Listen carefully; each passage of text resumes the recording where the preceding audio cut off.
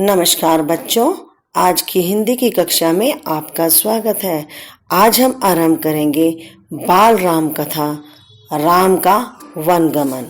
पिछले अध्यायों में हमने राम के जन्म, उनके राज्याभिषेक और कैकेयी द्वारा 2 वरदानों को जाना। अब हम पढ़ेंगे उससे आगे। कोप भवन के घटनाक्रम की जानकारी बाहर किसी को नहीं थी, यद्यपि सभी सारी रात जागे थे। कैकेयी अपनी जिद पर अड़ी हुई। राजा दशरथ उन्हें समझाते हुए, नगरवासी राज्याभिषेक की तैयारी करते हुए, गुरु वशिष्ठ की आंखों में भी नींद नहीं थी। आखिर राम का अभिषेक था। दिन चढ़ते के साथ चहल पहल और बढ़ गई। हर व्यक्ति शुभ घड़ी की प्रतीक्षा में। महामंत्री सुमंत्र कुछ असहज थे। महर्षि के पास आए। दोनों ने महाराज के बारे में चर्चा की। पिछली शाम से किसी ने महाराज को नहीं देखा था। कुछ लोगों के लिए इसका कारण आयोजन की व्यवस्था थी। महर्षि ने सुमंत्र को राजभवन भेजा। समय तेजी से बीत रहा था। शुभ घड़ी निकट आ रही थी। सारी तैयारियां हो चुकी थी। केवल महाराज का आना शेष था। सुमंत्र तत्काल राजभवन पहुंचे। कैकेयी के महल की सीढ़ियां चढ़ते हुए सुमंत्र को एक अनजान डर ने घेर लिया। अंदर पहुंचे, देखा कि महाराज पलंग पर पड़े हैं, बीमार, दीनहीन। सुमंत्र का मन भांपते हुए कैकेयी ने कहा, चिंता की कोई बात नहीं है मंत्रीवर। महाराज राज्याभिषेक के उत्साह में रात भर जागे हैं। वे बाहर निकलने से पूर्व राम से बात करना चाहते हैं। कैसी बात? सुमंत्र ने पूछा। मैं नहीं जानती, अपने मन की बात वे राम को ही बताएंगे। आप उन्हें बुला लाइए। दशरथ ने बहुत क्षीण स्वर में राम को बुलाने की आज्ञा दी। सुमंत्र के मन में कई तरह की आशंकाएं थीं, पर वे उन्हें टालते रहे। राम के निवास के बाहर भारी भीड़ थी। लक्ष्मण भी वहीं थे। भवन को सजाया गया था। उसकी चमक दमक देखने योग्य थी। सुमंत्र को देखकर कोलाहल बढ़ गया।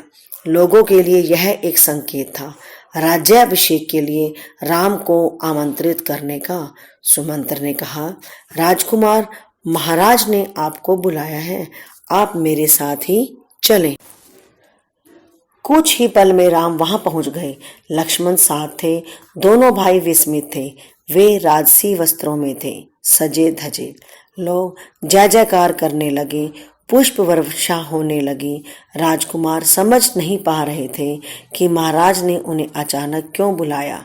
लोग समझ रहे थे कि राम राज्याभिषेक के लिए जा रहे हैं। महल में पहुंचकर राम ने पिता को प्रणाम किया, फिर माता कैकेयी को। राम को देखते ही राजा दशरथ बेसुध हो गए। उनके मुंह से एक हल्की सी आवाज निकली, राम। उन्हें होश आया, तब भी वे कुछ बोल नहीं सके।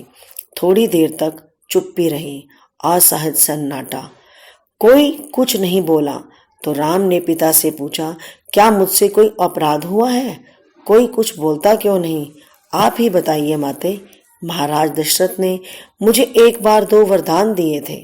मैंने कल रात वही दोनों वर मांगे, जिससे वे पीछे हट रहे हैं। यह शास्त्र सम्मत नहीं है, रघुकुल की नीति के विरुद्ध है। कैकेयी ने बोलना जारी रखा, मैं चाहती हूँ कि राज्याभिषेक भरत का हो और तुम 14 वर्ष वन में रहो। महाराज यही बात तुमसे नहीं कह पा रहे थे। राम संयत रहे।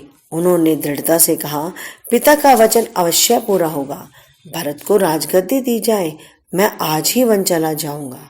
राम की शांत और सदी हुई वाणी सुनकर कैकेयी के चेहरे पर प्रसन्नता छा गई। उनकी मनोकामना पूरी हुई। राजा दशरथ चुपचाप सब कुछ देख रहे थे, संबंधहीन। कैकेयी की ओर देखते हुए उनके मुंह से बस एक शब्द निकला, धिक्कार। कैकेयी के महल से निकलकर राम सीधे अपनी माँ के पास गए। उन्होंने माता कौशल्या, राम की माँ कौन थी? माता कौशल्या को कैकेयी भवन का विवरण दिया और अपना निर्णय सुनाया। राम वन जाएंगे।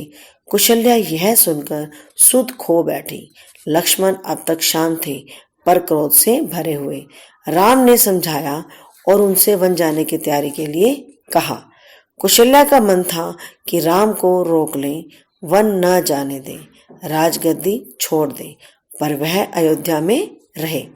उन्होंने कहा, पुत्र, यह राजआज्ञा अनुचित है, उसे मानने की आवश्यकता नहीं। राम ने उन्हें नम्रता से उत्तर दिया, यह राजआज्ञा नहीं, पिता की आज्ञा है। उनकी आज्ञा का उल्लंघन मेरी शक्ति से परे है। आप मुझे आशीर्वाद दें। तो बच्चों, आज हमने इस वीडियो लेक्चर में राम का वनगमन का एक पाठ पढ़ा।